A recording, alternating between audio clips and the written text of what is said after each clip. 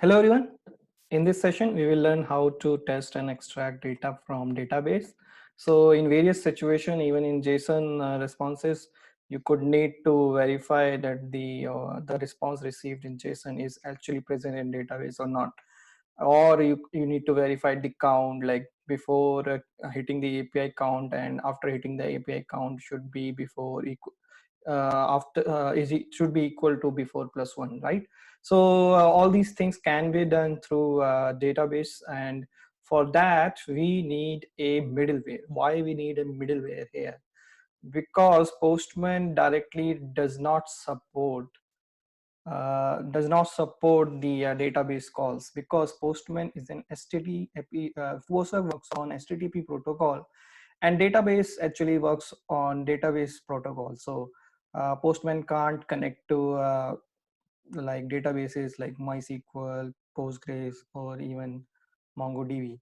So let me explain you guys. So what we do is basically this: if this is our Postman and if this is our database, we would have a middleware here. So what it does, it will actually interact with database, convert the database into APIs, and now this Postman can read and write through this middleware. So we directly cannot access the database, but we can do that using middleware. And in this example, I'm going to show you MySQL, and for MySQL, we use X MySQL. So for that, MySQL is basically a Node.js package. So obviously, for Node.js package, if you see, this is a Node.js package. So for Node.js package, you would need a Node.js packages in your system, and Node.js in your system, just like for Java.js to run, you need Java. For Node.js packages to run, you need Node.js. So first of all, we have to download Node.js. So download it. Let me clear out this first. Like I think you understand everything about this. Now just click on download, select based on your system. Since I'm on Windows, I would select Windows and then 64-bit, and then the download will begin, and then do the next, and everything would be fine. Since I already have that, I'm not gonna install it. But once you have installed it, open command lines and then just type npm to verify that Node.js is installed correctly. Now once you have installed Node.js, you have to install X MySQL. So if you see X MySQL, SQL, GitHub repo, installation is pretty easy, but you just have to npm install MySQL, X MySQL. -G is basically just to tell you that you can do that. So install it on as a global thing, otherwise you may face some problems. So I would just say npm install minus globally X MySQL.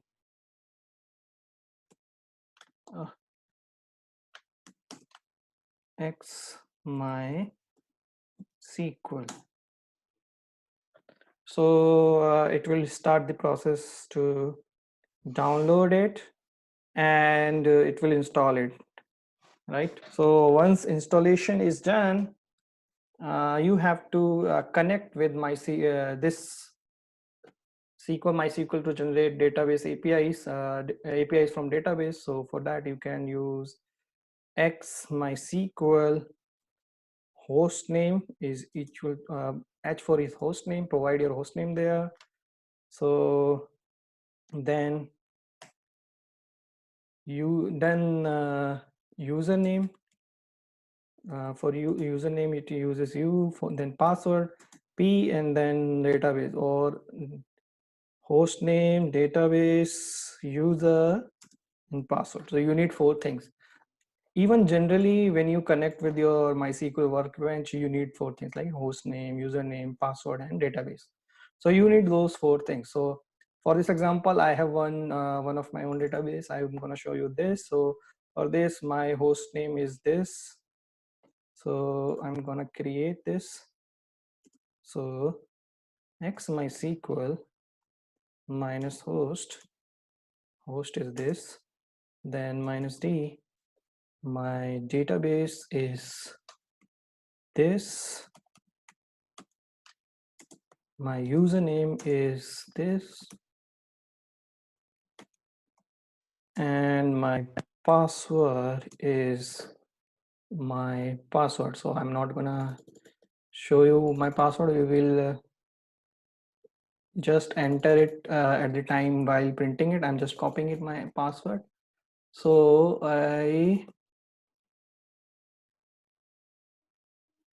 copied the password here. So this is kind of my password. Now my connection string is made. So this is how you connect to your database generally, right? Username, password, host name, and database name. So once the connection string is made, you just have to copy it and paste it here, right? So let's verify. This is host, this is database, this is username, this is password. So APIs are being written, APIs has been created. So if you see, this is your API host. So this is your API server.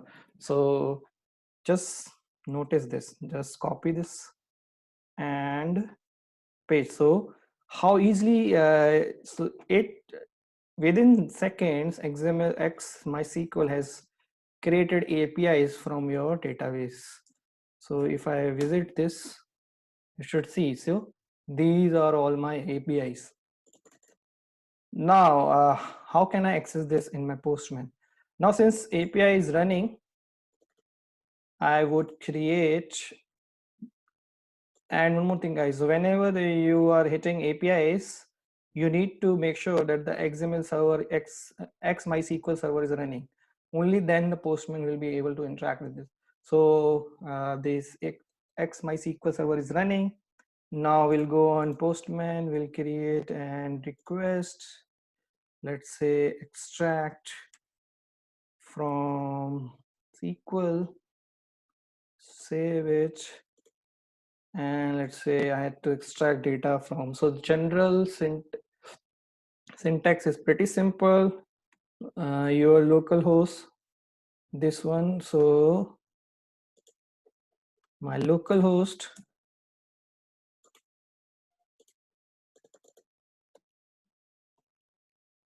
then API, and then API from my database. So if you see my database,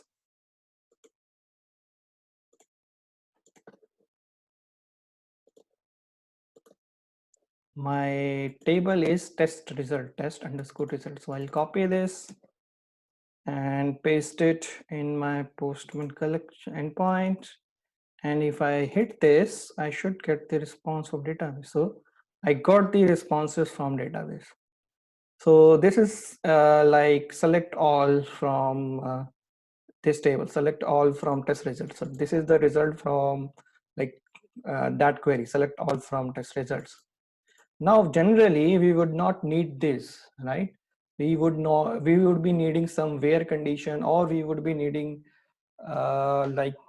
description. So in here, if you see, by default, the data is coming, ID is equal to 1, ID is equal to 2. Latest data is not shorted. So if you want to short the data, you could use question mark short And let's say if in the descending order then minus, ascending order then plus, so minus id, right? So you oh, I typed underscore. Oh, you got the latest record. Okay, so this could be like very, this could be you can, what you can do, you can use this API to get the latest record, and then you verify that the top record is actually correct or not, or based on yours. So I'll give you an example. So let's say we have hit the registered API. When you hit the registered API, the data has been created. Now we have to verify that this data is present in database. So we can do using shorting ID, but this is also not the correct way, right? Before I go to the where condition, if you have to find out the count, which could be very useful when you try to verify the data count of rows in the database before making a request and after making a request, like the example I earlier gave you, before equal to after equal to before plus one. So you can do that using slash count command.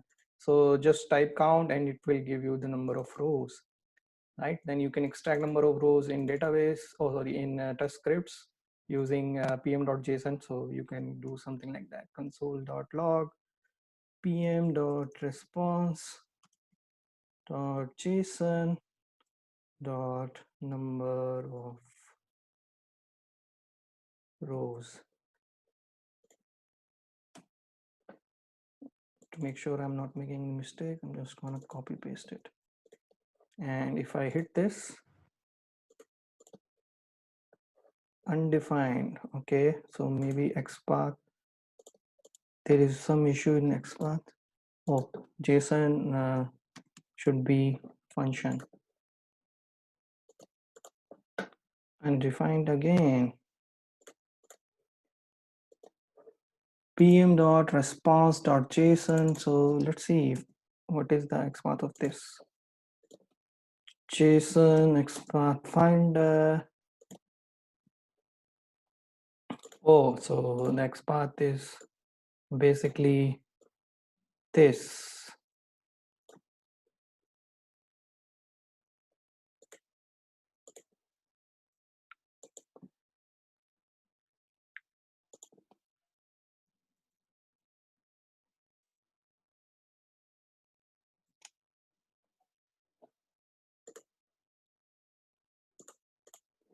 See, so you got the result.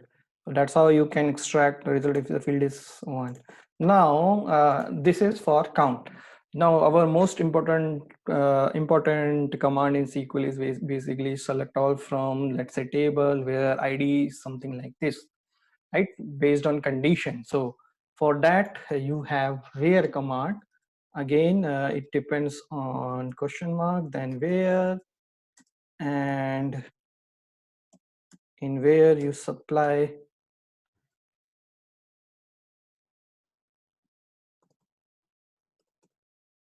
something like that.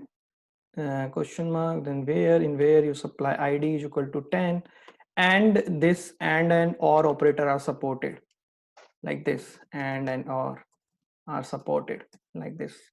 So this command, this API is equivalent to select all from test result where ID is equal to 10 and suit type is equal to Android.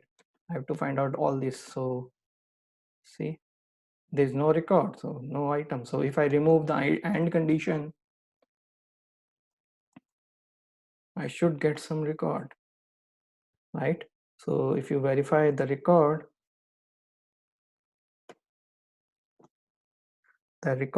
is basically ID is equal to 10.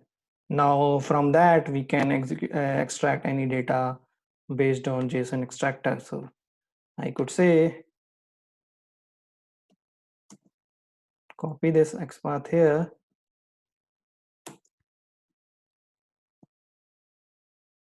and I could, if I have to extract, let's say test name, I could do that.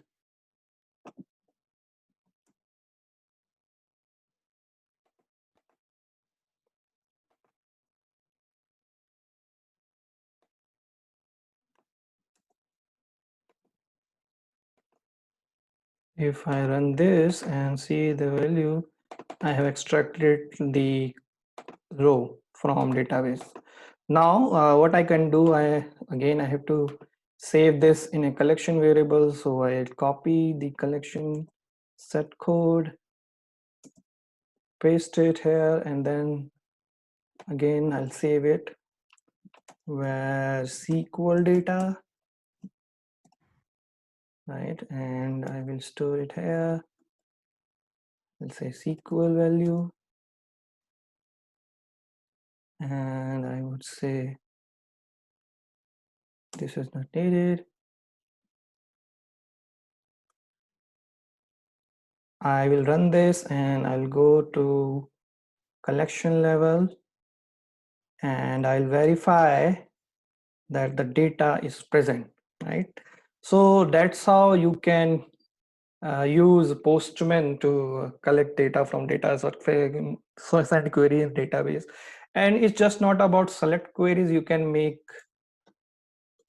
if you see the job of my MySQL, you can also make insert query using this, provided you have commands or you have access to run those query in database permissions.